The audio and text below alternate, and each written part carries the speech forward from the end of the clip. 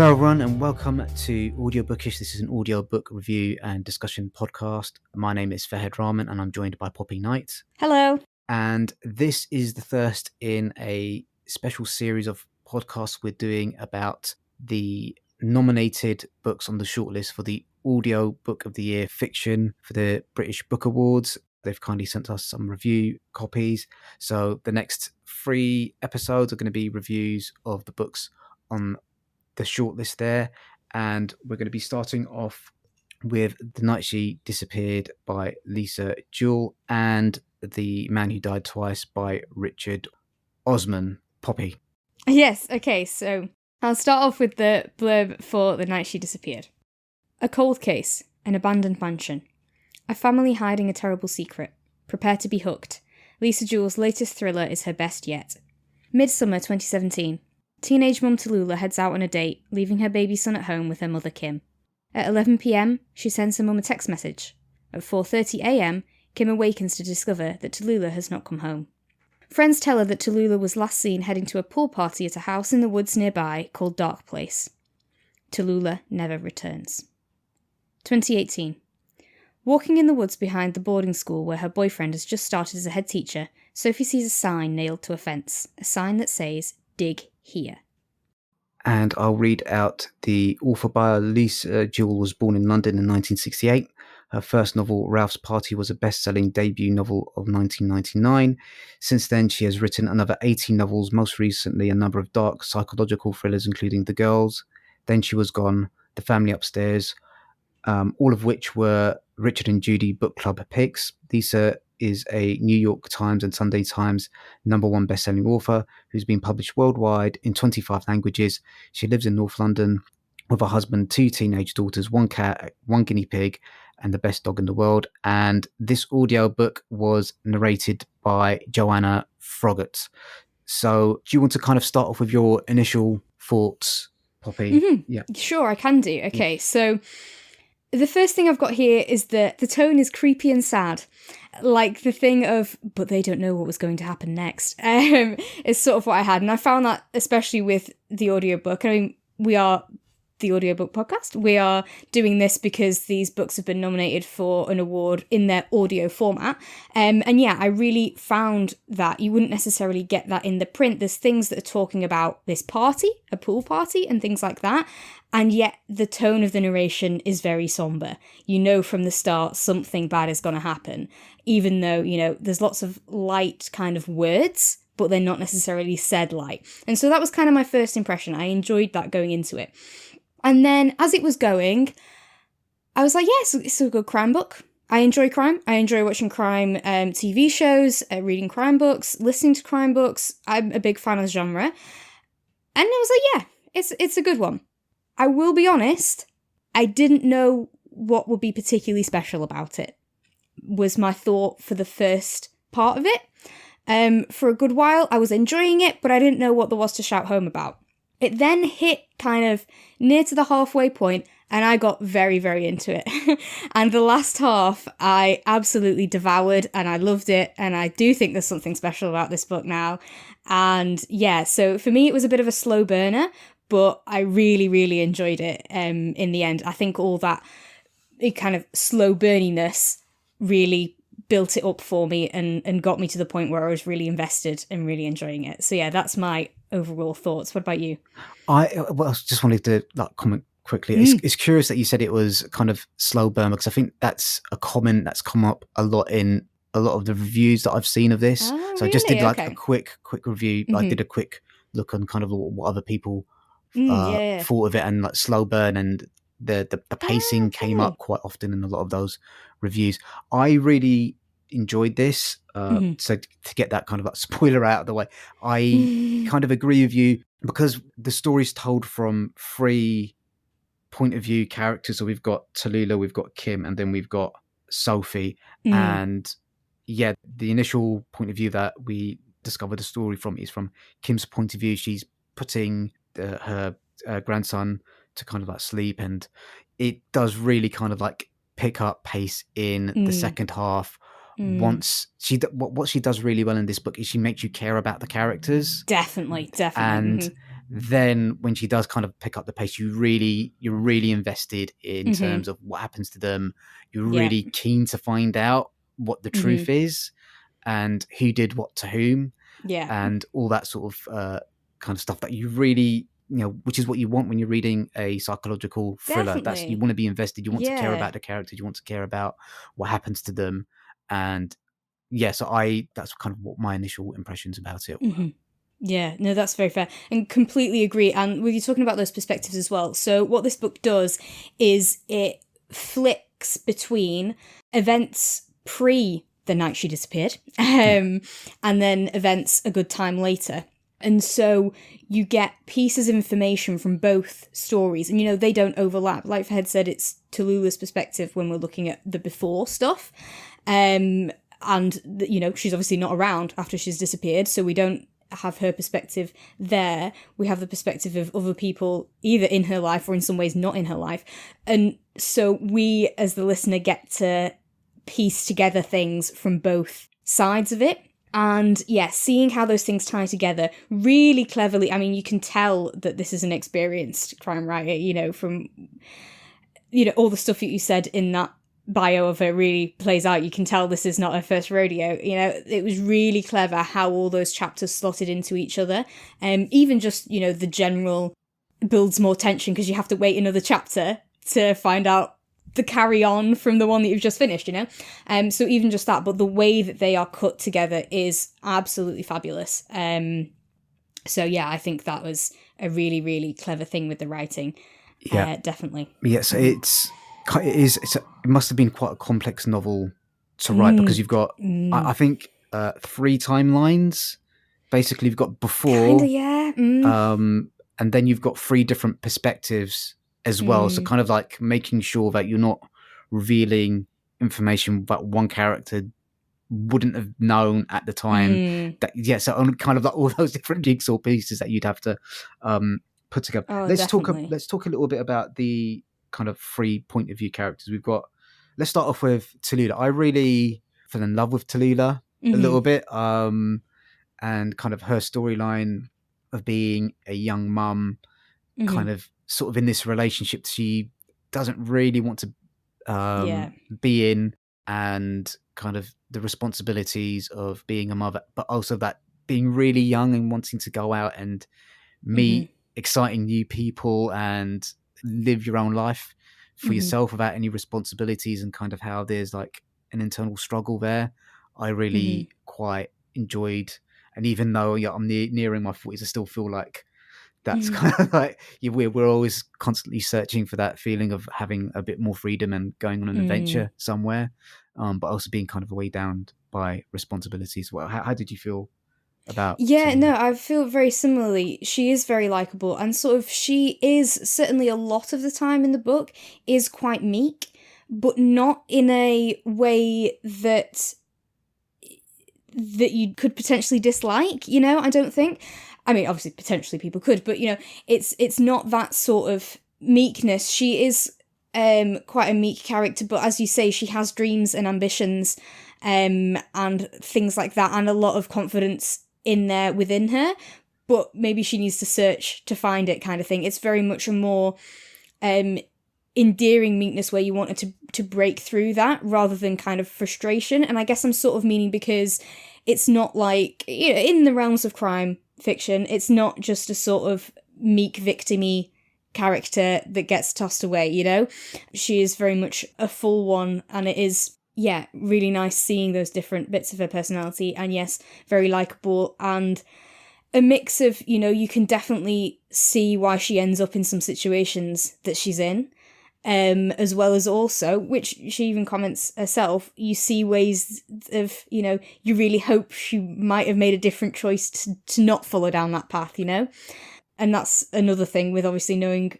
stuff that happens in the future timeline, Yes. You're like, oh, I really wanted to do this thing, but I know she must not, because then this wouldn't happen, or okay, but if it does, how does it? And that definitely happens throughout, that you're guessing, okay, I'm sure this must happen and this mustn't happen, but how do these things add up and that sort of stuff. But no, I think she's a really likable character that, it's nice that we get to see so much of her kind of inner brain and inner workings and get to know her really well. Yeah, and I think, like, for me, she is the one that disappeared, so she is at the heart of the novel. So we do really need to understand from her perspective why she takes certain decisions that she takes, and like all the decisions she kind of makes are kind of understandable from a certain perspective, even though they certainly frustrated me.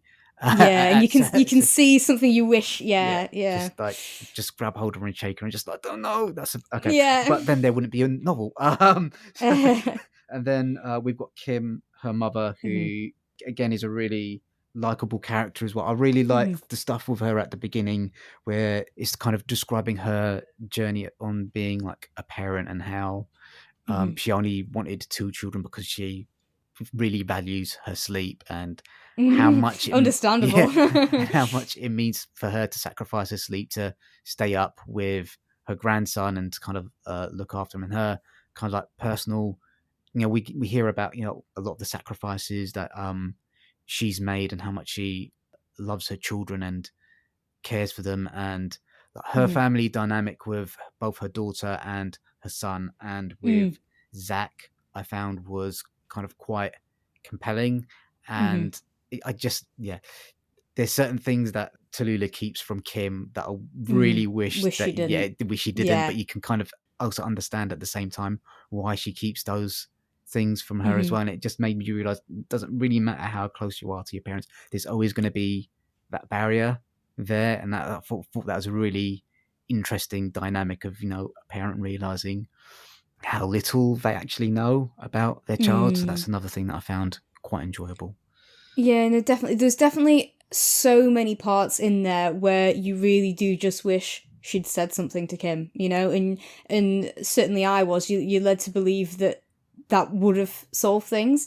But as you say, some of how she didn't see the things that, we wish she'd been told. And, maybe gave Tallulah that impression that she wouldn't fix everything for her, or I don't know, but there was definitely, some barrier with not opening up to her about it. And obviously there are other reasons why, opening up to her could have been difficult and could have made things worse and various things like that. But that is a really sad part of the book, is that, could you not have just, definitely, no, agree with that. And I'm just saying, kind of like from Tallulah's point of view, I kind of got a little bit of a subtext from like Tallulah's point of view that maybe she felt that her mum might have noticed some of the behavior and felt that it was like normalized and okay, and maybe that's another reason that she kind of didn't bring it up. But I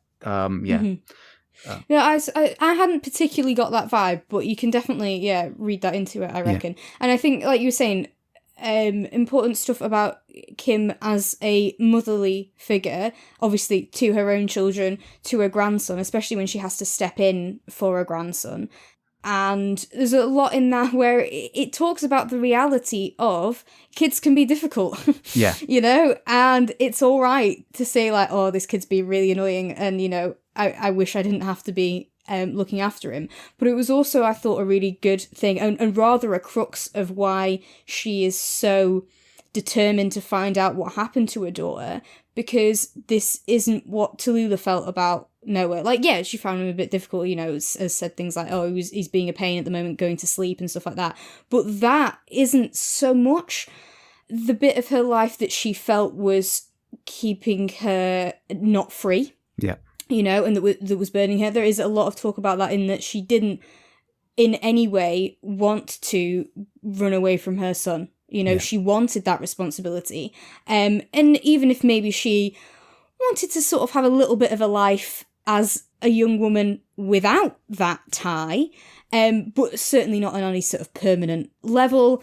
But yet you still have that discussion of, kids can be difficult, and a grandmother that's, happy babysitting, but then suddenly has to become a mother again is a really important thing. And she's already, before this, kind of become another mother to another child, Zach, who does not have a good mother, and has become a motherly figure there. And that is a significant part, I think, of how that whole household dynamic worked. The fact that she did feel maternally towards Zach as well.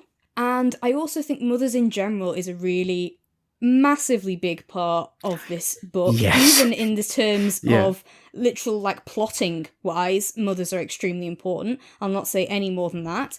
But yeah, you've got so many mothers in there. You also have Sophie as a stepmother figure, and what that is like. It's explored from so many different angles. You have so many of the characters. I mean, this is a story that is set with kind of college student age, you know, upper teens, early 20s kind of age characters are a whole lot of them, but you get their parents in that quite a lot of the time as well. And it really does explore so many different parental, but specifically motherly relationships with these kind of older children, which is really, really fascinating. And it works really well for the book. Yeah, and then kind of the last character, which is Sophie. I don't like Sophie was like a nice enough character, but it is just kind of like out of both Kim and Tallulah, she was like the most two-dimensional. I felt she's more like, I don't want to say like a Deus Ex Machina, but she's more like a plot device rather than a character in and of herself. It's not that I didn't enjoy listening to the chapters that she was the point of view, and like she had like her chapters were kind of, I think, the ones with, because like there's a lot of heavy stuff in there, so you needed a little bit of lightness and a little bit of humor, and I think that's what her point of view brought to the novel. I don't know if you kind of felt the same way at all. I think I can probably agree with you there. I think, a lot of what she does is about the finding clues that bring this cold case back into the light again, you know, and kind of drives a lot of that. I quite liked as well how some of her sleuthing was very like technology and social media based. I thought that was done really well. I think that can often be done really, really cringy. But I thought in this book it worked really, really well. And that was something where, I guess you sort of couldn't have anyone that had been around before playing that role, because then why wouldn't they have figured it out sooner? Kind of things like that. So yes, in that sense, I do think she is more functional, as you say, than kind of a major character that you feel for. But like I said about like the stepmother stuff, you do get some of her backstory and some of her feelings. I do always find it funny that it is such a big trope, particularly in crime, for writers to write about writers and write about crime writers, and there are so many crime writers within crime books. It is really quite funny. But one of our favourite books of last year. Well, yes, very true, very true. It is a massive tropey thing, but it was quite, like I said, that kind of thing was amusing. And I think the fact that she was more detached from the situation, like you say, gives you some of that relief from what is some really intense stuff. So we won't explain too much of what goes on. I think we've both been trying to be quite vague of it, but there is definitely, between characters and in relationships, some abusive and manipulative and controlling behaviour that is very intense and hard to listen to. And also one of the reasons why I think this is so good in audio, not that you can't, and not that I can't, read the book and hear the people saying these things and be sucked in and feel uncomfortable and all that, but I do think there's something different about having to hear it. Having an external voice putting you through it, like the characters put through it, that really did make my chest flutter and make me very physically tense. And things like that I think, is really good. And both in the things that felt very unsafe and very dangerous, and also, I think, the times where potentially manipulation from characters can be very compelling, and can make you, I don't know, fall in love with them, like them, do what they want you to do, make you feel valued, make you think that you would do anything for them. Various things like that. I do think it was very powerful hearing that and having the characters that are doing those things literally in your ear to put you in people's perspectives of what is that situation like, that I think was, obviously intense. And especially when I binged a very I mean, a very tense, large chunk that I binged last night, and then I could tell I wasn't in the happiest of moods afterwards, because it really, really does affect you, which is, testament to the amazing writing and also the fantastic performance as well. Yeah. So there are two other kind of main characters in here, Zach and Scarlett, who play a really important role in Tallulah's life. So Zach is Tallulah's baby daddy, I believe, is the common term, and Scarlett is this girl from a really kind of privileged posh background that studies at the same college that Tallulah's going to, and they kind of meet at a bus stop, and they kind of develop this relationship that is really important to both of them, and that is part of the catalyst of kind of the future events that kind of unfold. Again, we kind of try and be spoiler free as possible. Well, I was gonna say on that, which, yes, I think spoiler free, but I think it is pretty spoiler free to say that there's some definite sexual tension. Yes. Because that is clear from their very first meeting. Yeah. And I think that is something that's really incredible, how well that's written. Again, sexual tension is something that can either be like appear non-existent or be really cringe. Yeah. But but this I thought was so obvious. It was the tension there. Not necessarily what's going to happen in future isn't obvious, but the tension there was just, I can't explain how it was done, but it was so real and so definitely obvious that that is not a spoiler to say that there's some sexual tension there, because it is so clear from the off, and that is such a good thing, and that's sort of just I don't know, I really connected with that just instant feeling that there was something here that wasn't platonic and it had an edge to it, and there's definitely something in the air sort of thing that I thought was fantastic. And then this doesn't need to be a spoiler either, the fact that Scarlett is bi, and it's kind of at her party where because I think that happens, that information is revealed quite early on in the book. Pool party, it's her pool party where Tallulah disappears as well, so and there is definitely, I don't think there's any secret to anybody, there are definitely some issues with how bisexuality is presented in media and stuff like that. Things of like, connotations that bi people are promiscuous, deceptive, that sort of thing, and can't commit, and that it's a synonym for wants everybody all the time, and stuff like that, and also that just whether it's bisexuality or homosexuality or a plethora of different labels, that sort of reveal that, oh wait, it's the same gender, is kind of shocking, and is used as that is a problematic thing in media in general, and there are some bits of this where you could argue it sounded like that. There were some words and phrases that personally really made me wince and I didn't like, but I was able to convince myself that they were more from characters' perspectives, and as much as I dislike them, I kind of have to admit that people do think like that, and it is very fair that those things are written in there and things. I'm not saying that I think this is like amazing book, for the bi community, but I'm also not condemning it either. I don't think it's like a terrible one. There are some really terrible uses of it. There's some bits I don't love, but I did think there was also some good bits and some really interesting things about it. And it was also interesting, given that this is coming off the back of our review of Unfortunate Stars, talking about sexuality and people's internalized feelings about their sexuality, as well as what they think other people will think about it and stuff like that. That was really interesting, hopping from that book to this one and having some of the same themes explored in a very different setting.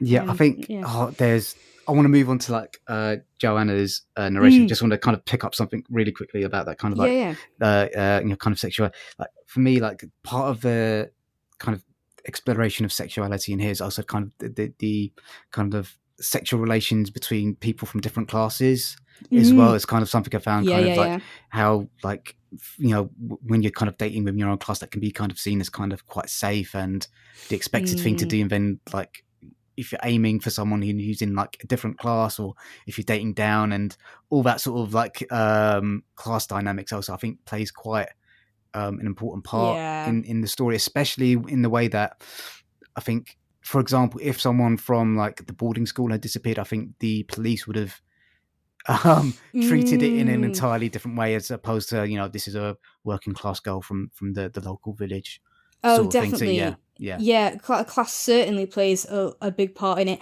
And sort of the two things connected, the things around kind of experimenting and, you know, tying sexuality with class, that sort of idea that that girls in college will try things out and that some people can be, you know, used in that sense, is also connected in here with, like you say, dating down a class and using that as an experiment and experience rather than actually valuing as a person is definitely a thing that's in there, and that ties those things of class and sexuality together with this kind of a shared experience there of when boundaries are crossed. Are they actually being crossed, or is it someone dallying in an experience, which is very much a kind of from a privileged position thing, which is a huge thing in here.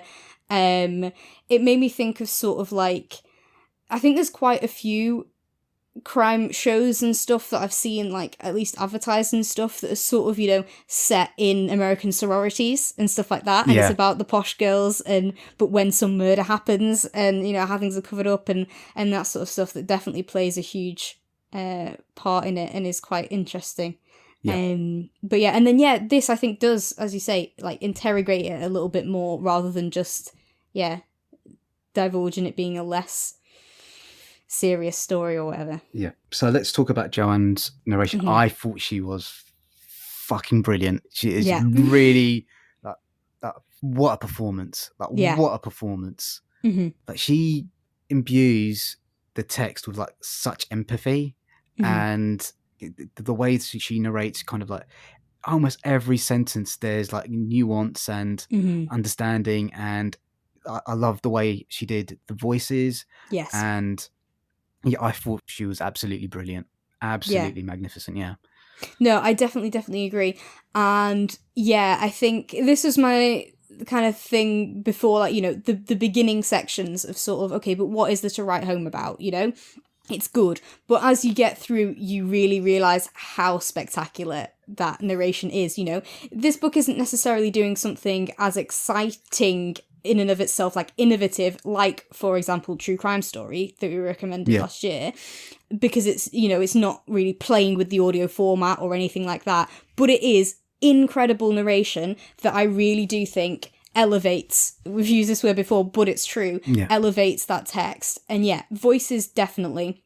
I think particularly her characterization between Tallulah and Scarlett is fantastic, so much so that you could in some ways be convinced that it was two narrators kind of thing, you know. You very definitely, that is not a someone's reading me this story and they're doing two voices. There's two people come to life that you have two very different images of, you know. They are very separate, and I think that is fantastic. I think her male characters, even so, you do get a little bit more of a feeling that, you know, this is someone else reading it, you know, this is a female performing the male's part. But even so, if you get like into a really deep bit with, you know, Zach kind of basically doing a monologue, you're not in any way brought out of it of like, oh, this is a woman reading that. No, like you can tell that she's done something to her voice to make it seem more masculine, but it's not meant to be his voice. But still, you are still sucked in. It's still like he is speaking to you and he is in your ear, which I think is fantastic. And really distinct voices, and not just kind of some are posh and some aren't, you know, you get real different voices between them. I mean, there are quite a few, like we said about all the different mothers, there are quite a few women of a similar age, and certainly ones that like work or have something to do with the boarding school. I don't know, maybe if you put those voices together, they may be slightly similar, but not in any sort of confusing way. It just is kind of, I mean, how many voices can one person do? You know, it was really, really fantastic performance. Absolutely stunning. I liked it, as I said before, from the off, with that kind of, that decision to make even the happy stuff have an overtone of cold and danger is coming, but not in any way that I thought the performance didn't suit the mood. You know, Yeah. it's not like I thought she was wrongly making stuff sinister when it wasn't. It was all perfectly done. Yeah, Yeah. can't recommend enough. Yeah, Really I good. think she did like a fantastic job. I just want to make a quick note about Scarlett's voice. While it was like a brilliant performance, every time it's kind of, she reminded me of those I say those people on like those shows like Made in Chelsea or something Right. like that, and I just make like that kind of like, oh darling, and just that sort of accent just makes my skin crawl, which was Yeah. fantastic because there's is kind of quite accurate in terms of like that's how people like that sound. And Yeah. you can kind of, you felt that especially when in Tallulah sections when she's either talking to her mum or talking to Zach or Scarlett, you feel like you're in the room listening to a conversation between those two, which is, I think, a really like fantastic trick to be able to pull off. You don't feel like you're listening to someone talking to you. Feel like you're listening to two characters having a conversation. So yeah, definitely. They completely came to life. And yeah, I get you about Scarlett. Definitely, you can see why her voice might be annoying, but annoying for the character. You know, not like this narrator is doing an annoying voice for this character kind of thing, which does happen. You know, there's definitely been audiobooks that I've listened to where I'm like, why did you do that voice for that character? That's just really grating and annoying. Because, like you say, it suits, and also just. Yeah, and maybe this is not a good thing, and it maybe worries me slightly, but the fact that there are a lot of reasons, including that annoying voice and what comes behind that, you know, the connotations of it, to not like Scarlett. Yeah. And yet, I felt a bit of that pull that Tallulah feels, you know? I agree with that, So, yeah, which, yes, maybe be slightly worried about, but we'll push that under the carpet, that's fine. Yeah.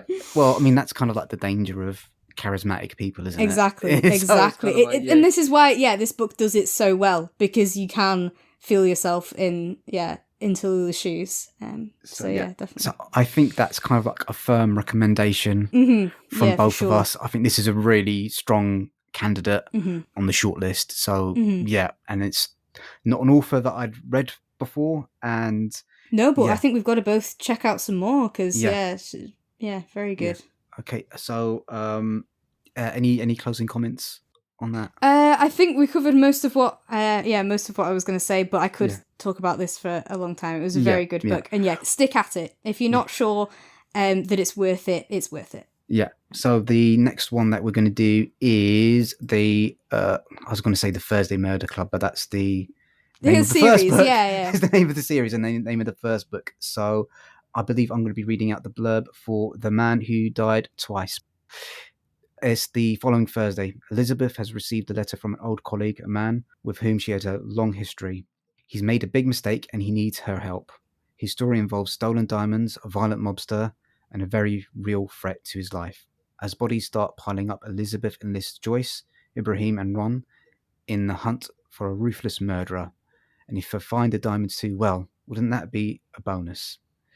But this time they are up against an enemy who wouldn't bat an eyelid at knocking off 4 septuagenarians. Can the Thursday Murder Club find the killer and the diamonds before the killer finds them? Okay, and so this is, of course, written by Richard Osman. Richard Osman is an author, producer, and television presenter. The Thursday Murder Club is his first novel. He is well known for TV shows including Pointless and Richard Osman's House of Games. As the creative director of Endemol UK, Richard has worked as an executive producer on numerous shows including Deal or No Deal and 8 out of 10 Cats. Okay, so do you want to get started on this one again? Because I've got thoughts. Fair, okay, yeah. I'll give a bit of my personal background to this book, I guess, because Richard Osman, we are a big Richard Osman fan in this house. We watched Richard Osman's House of Games quite a bit. I did a spoof version of it for my mum's birthday, which had questions related to the family and stuff like that, which was very fun. So yes, and, you know, shows like 8 out of 10 Cats we've loved for ages and things like that. So yes, and I bought my mum the first book, but I don't believe she's actually read it yet, and I hadn't read it or listened to it yet. So I am going into this without having heard the first one. I did just go straight to this second one. And, I mean, one of the first things, again, a personal thing, there's a character called Poppy in it. Yes. I can't not make this one of the first things that I say, which is very weird for me, because I've not come across many things with poppies in. And when I have done before, I've not particularly liked it. Yeah. But yeah, this I didn't dislike as much, but it was very weird, especially hearing it rather than reading. Hearing my name said that many times, it was an odd experience. But yes. That's not something I've ever thought about, because that's really not a risk with my name at all. So if there's a character called for head in a book, I'll be like, oh wow, okay. Yeah, well, hopefully there are more of those in future, because it is a real shame that you find that. But yeah, I mean, I have found that in that it isn't as common a name. Yeah. But yeah, it crops up occasionally. And yeah, it's very weird. I'm sure that if you do find a book with a for head in it and you listen to it, you will find it weird, because I really did. And and I do wonder if it's something that people with more common names don't find as weird, because they hear it all the time. But yeah, I don't hear it much. I've met a few poppies in my life, but not a ton. And it was very, very weird. It has nothing to do with the book. This is very much a ramble, and if anyone is coming to us fresh, thanks to the fact that we're doing this for the British Book Awards, hello, and I'm sorry that I've rambled for so long about my personal list, but it's very weird. Very weird. And then this, in connection with the book that we're doing at the moment, partly by design, we've picked kind of the two crime ones to do together, but they're very different crime books. The one we just talked about was very definitely a psychological thriller, and this more falls into the category of cozy crime. It's not the coziest cozy crime ever. It does touch on some difficult stuff and some potentially darker stuff than you'd usually find in your typical sort of, country village fate, someone's been poisoned by a cake kind of cozy crime, which, was interesting. Yeah, it's kind of sort of like very much in that Midsummer Murders sort of thing, I would say. So let's kind of talk about the book. So it kind of, the inciting incident is basically Elizabeth, who's a former spy, and her ex-husband rocks up to the retirement village that they live in, which is called Cooper's Chase. And he basically says, this is all really early on the book, so this is kind of like not massive spoilers, but he's stolen some diamonds from a very dangerous person, and now he's kind of like on the lam a little bit. So that's kind of like the inciting incident, and then from there things kind of snowball catastrophically. We end up with a lot of collateral damage and dead bodies from there on in. I'm just going to kind of get out and just like say I really didn't get on with this. Right. At all. I think part of it might have been because I just finished listening to The Night She Disappeared, and like the analogy that I'll use is like, after you brush your teeth and then you kind of like, you might like drink orange juice, how that's a really kind of like jarring thing. And I think there's a little bit like that. It's kind of like going from one like flavor or kind of one like tone of book to another like this was a bit jarring. But even that said, if I was reading this novel, I probably would have put it down by the second chapter. It just wasn't really for me, which kind of speaks to the strength of Lesley Manville's narration, that she kept me going. She kind of like kept me in it, and it just makes me ask the question, is her performance better than Joanne Froggatt's? Because I like the text in Joanne Froggatt's book more, and I dislike this, but she was able to keep me engaged more in a text that I really didn't get along with as well. But maybe that's a question we'll kind of like discuss a little bit later on. Well, maybe, but it's kind of an interesting thing for now as well, because I was sort of thinking that where in The Night She Disappeared, certainly by halfway through, I was really like, this is right in audio, because this narration is spectacular and is really elevating an already really good text. Yeah. And while I thought Leslie's was good, and I guess this is a bit like what I said last episode about Unfortunate Stars and how that narration pulled me through something I maybe wouldn't otherwise, read.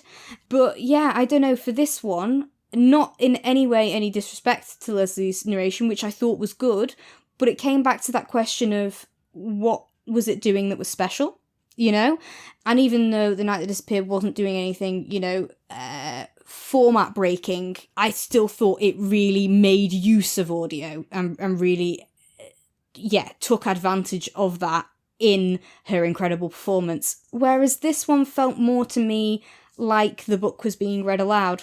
I don't know so much how much it added. I think it was a brilliant performance and absolutely nothing to, not criticising it at all. But I don't know what made it an incredible audiobook, But yeah, it's just interesting that you said about, does that mean you think Lesley did an even better narration?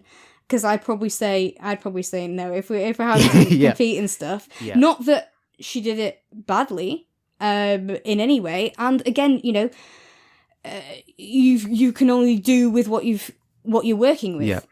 It's not in any way that I think it is a bad audiobook, but we very much do our podcast on, what makes this audio special. Yeah. And I think it was a very good audiobook, a one where if you for any reason choose to listen to it rather than read it, you're going to have a great experience listening to it.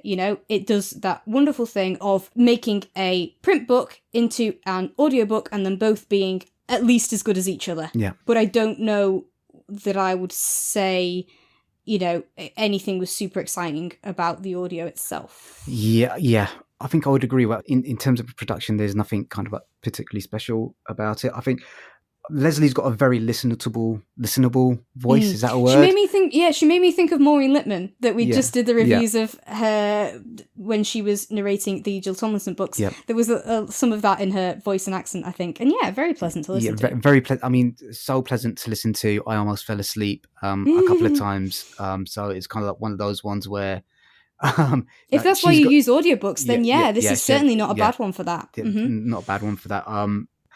So that's something I'm gonna have to wrestle with a little bit in terms of what I actually think. Like for me, she did more with less. So maybe that's a contributing factor. Let's talk a little bit about the book though. So the Thursday Murder Club, we've got Elizabeth, who's an ex-spy, Ron, who's this kind of like gruff working class ex-trade union person, Joyce, who's this kind of like deceptively sweet, kind of like makes out she's more naive than she actually is character. And then we've got Ibrahim, who's a psychologist. And I just want to say really quickly, if it wasn't for the chapter with, I think it's might be the third or fourth chapter, which kind of focuses on an incident with Ibrahim, I might have stopped listening to, because that, to me, that chapter there about his kind of his journey into town and his life story, that to me was like an almost like pitch perfect short story. Right. And I don't think there's another section of text in the book that soars anywhere near the same heights as that. And that's kind of convinced me to keep listening to it. I just thought, if there's another section like that in this book, then it might be something a little bit special. But like, sadly for me, nothing really came close to that section. So yeah. Right. Yeah, no, I'm totally, and I was actually going to pull out him as well and his kind of parallel story that runs into it. Because of the incident that happens, he doesn't take as much of an active part in this sort of investigation stuff in it. And yet keep going back to him and how he was feeling and how he was responding to that incident and just learning more about him, like you say. Getting to know him as a character, how lovely he is with, like, is it Ron's grandson? Yes. I think, or something like that. Kendrick. They were really, really great moments. I think Ibrahim is a really great character. And I think definitely added something really, really valuable to this book. I think his storyline and, as you say, the writing around him and stuff like that. It's interesting that we both pulled that bit out because, I think that was one of the strongest bits of the book. Yeah, and obviously this is about an aging cast of characters, so themes about like capability, if they've like missed a step, what happens kind of next. Elizabeth's husband suffers from, I'm not too sure if it's like Alzheimer's or dementia. Maybe it's specifically spelled out in the first book but obviously his kind of memories going, and that I think gives like another meaning of kind of like dying twice as well. I also think on that as well, in the slightly more humoury ways, because it is a delicate balance in that one, because you do have those serious things, and again, the way that Ibrahim feels about what happened is partly related to how he feels about aging and getting older and, the time he has left and things, which is really sad.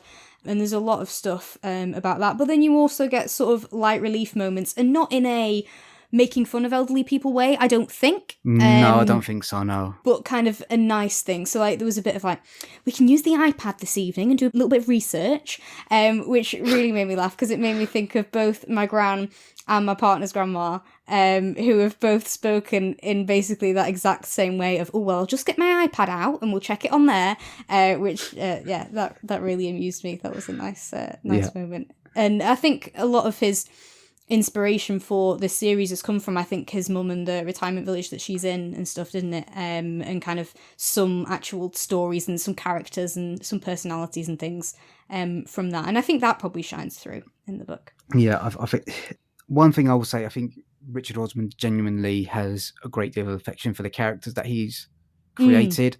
I think as a result of that, though, he doesn't really put them in any actual jeopardy in this book. So I didn't really feel like at any point that either Elizabeth or Ron or Joyce, or even, what happens to Ibrahim, that there were any kind of like actual jeopardy of them being seriously hurt or dying or suffering some sort of emotional damage. So I think kind of like it just felt a little bit safe from their perspective. But I think that's the thing, because it does fall into that cozy crime category. And I think you make a very good point that you probably will have been coloured by coming straight from the night she disappeared. I actually listened to them the opposite way around. Okay. So I can't really comment on that so much. But I do also, I'm probably more familiar with cozy crime than you are. I'm quite a big fan, TV-wise at least, of the Agatha Raisin stories and stuff like that. It's not a genre I'd ever touch. So, which is totally fair, and that is very much, if any of your core characters in a cozy crime thing, you thought they might die, I'm sorry. They would, everyone would riot. It would not be okay. I think that is, very definitely a genre thing where you have a core group of detectives or amateur detectives or whatever thing like that, and they are gonna travel with you in every single story, and every time that 70,000 people seem to die in this one small village, those guys are gonna be okay. I think is very much a thing of the genre, but it's a fair point that is then a different experience for you if you're not worried about that kind of jeopardy in there. But I would argue that is much more a personal taste thing about the genre than it is about Richard's writing, and that a lot of people will really like that comfort. Those talks kind of around about the fact that cozy crime is really booming at the moment because people need some of that security, in the news and just general life. Things are pretty crap. And people are really feeling a yearning for, I maybe don't necessarily want all this terrible, tense, psychological stuff all the time. Actually, I'd quite like something that is still going to be an interesting kind of puzzle murder. How's it going to go? But I don't need to be on the edge of my seat.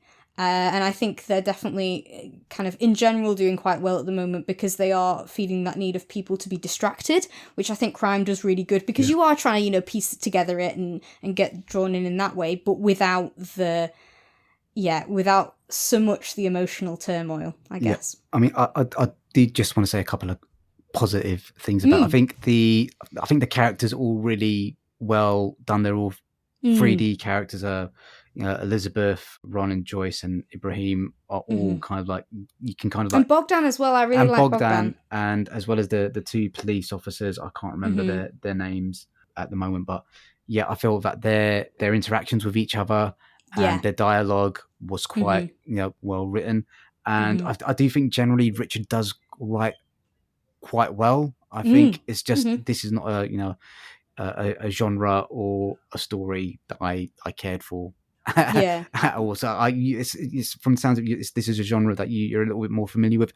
How do you think this sits in with kind of like the other sort of stuff in this genre, and kind of how do you feel that the kind of as an audiobook it kind of performed against that stuff?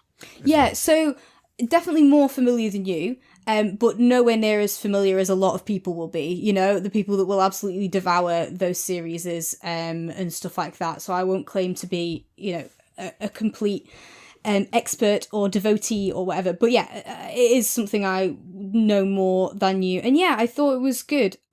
But I don't know how special, you know? It's not made me rush to go and read the first one or go and listen to the first one because it hasn't overly compelled me. But I didn't dislike it either. I enjoyed it. It was worth a listen for me, I think.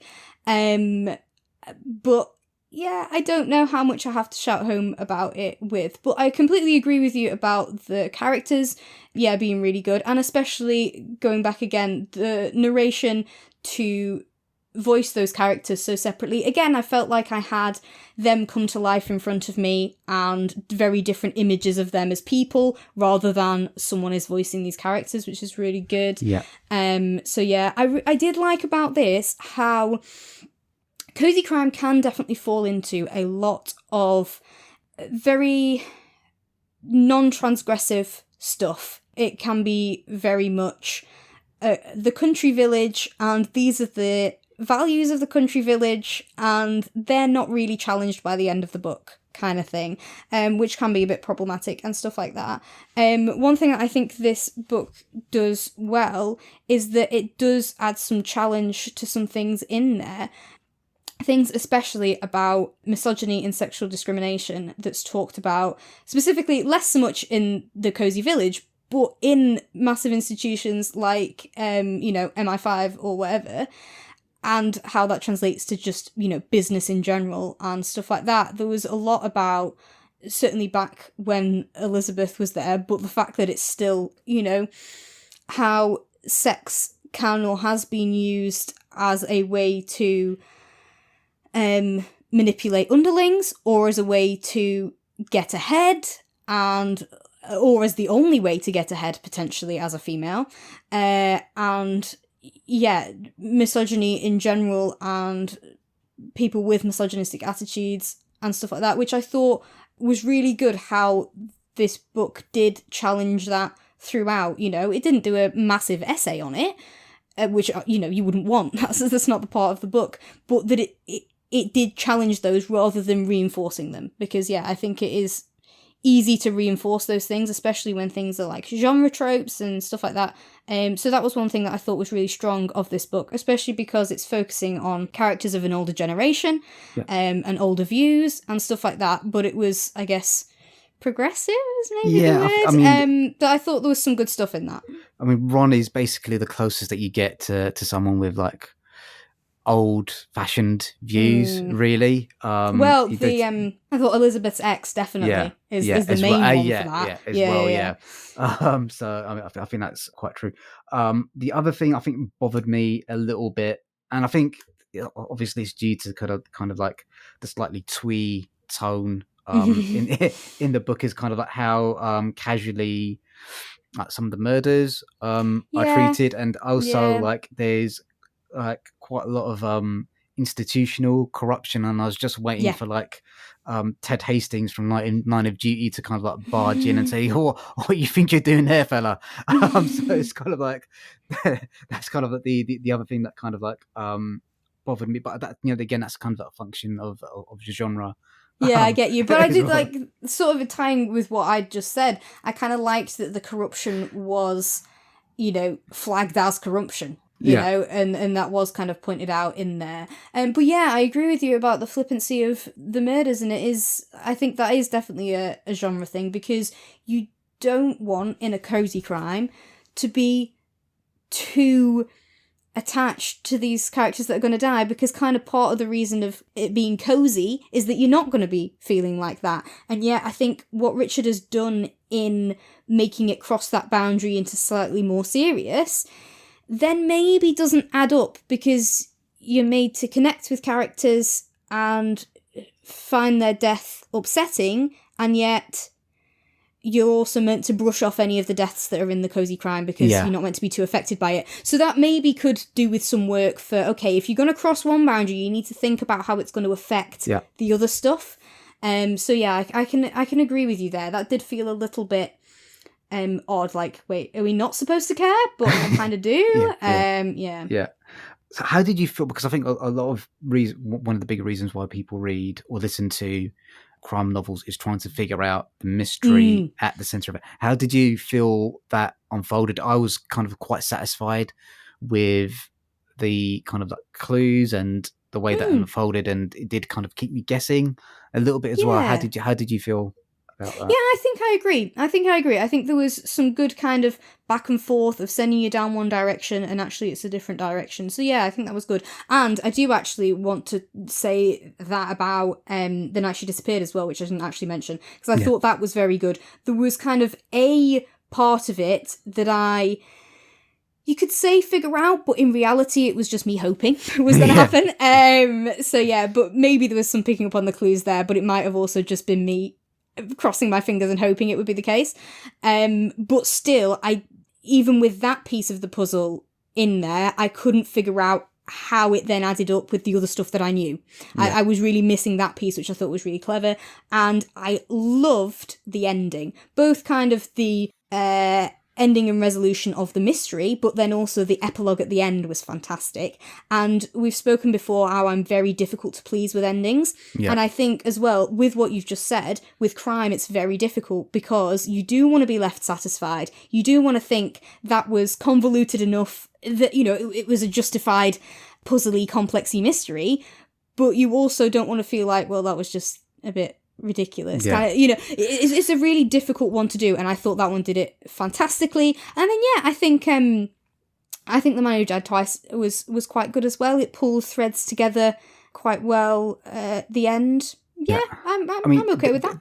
There's a bit of silliness in both books, kind of like you need to kind of like take certain leaps in both books, but I think the puzzle element, the kind of like that whodunit aspect of the man who, I said the knight that died twice there, that's the man who died twice, was kind of like quite good. And I agree with the ending, and this I think might be a slightly overblown compliment, but the ending that Richard Osman wrote for this kind of slightly reminded me some of the endings that Terry Pratchett wrote towards the end of his book, in terms of like how he progresses things and kind of like wrap things up and say, right, this is kind of like, you know, this thing that you thought that I'd forgotten about, this is actually what happens to that sort of thing. And kind of like, so I felt he did that quite well. I think he's a really capable, skilled writer.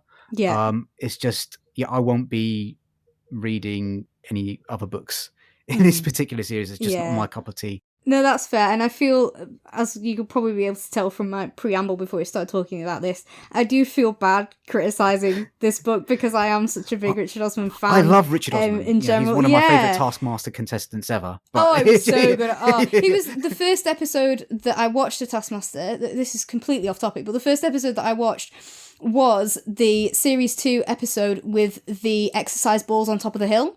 Because it just happened to be on. That was the first one that I watched, and then I've loved it since. And he's a very good Taskmaster contestant. Completely agree. And he's fab. And I certainly, should he potentially happen upon this podcast, I really wouldn't want any sort of offence being taken at all. I do think it is a good book. I think it's a good book, and I think it definitely, like you say, it shows some of his real craft in there. He puts some really fantastic moments in there. We know how I love language, and I really thought... he's very kind of clever, witty definitely. Jokes in there, so Yeah, and I loved the bit where Ibrahim talks about the specificity of words, and what do you think of when you think of a monkey versus versus a penguin. It's a really interesting section and things like that. I think there are some real gems, some hidden diamonds in this book. And definitely don't want to criticize, but yes, I think that it didn't necessarily have something in it that really, really made me go, wow, I want to rave about this everywhere. And that's not a criticism to it as the book, but just our honest review. I thought it was good. I'm not in any way going to tell people they shouldn't bother with it. I think it's worth trying.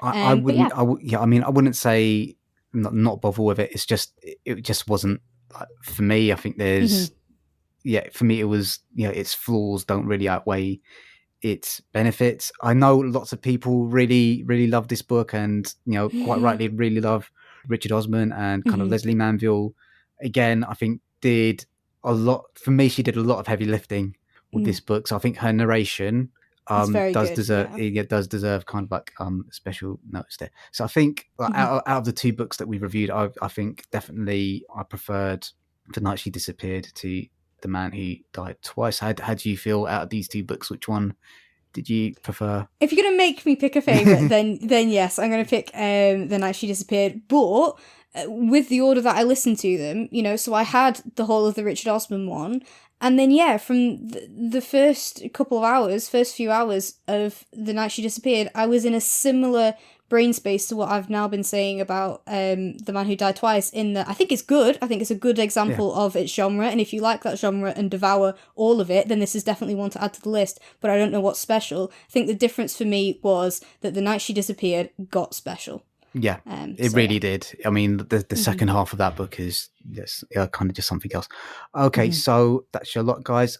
The next two books we're going to be reviewing: Careless by Kirsty Capes, as narrated by Amber Gadd, and The Wizard of Once, Never and Forever by Cressida Cowell, as narrated by David Tennant. So that's going to be on the next episode. As always, guys, please continue to support the podcast, either by donating in the tip jar, follow us on social media, and please leave a rating or review wherever you found this podcast. And again, thanks to Chloe and all the good folks over at the British Book Awards. If you go to their website, kind of like we're one of the official supporters, which is kind of like quite a big deal. Oh, that's so exciting. for I'm us. buzzing. So once again, thank you for all the support, guys, and get in touch. Thank you so much. And keep supporting us. Thanks, guys. Wonderful. Thanks. Bye. Bye.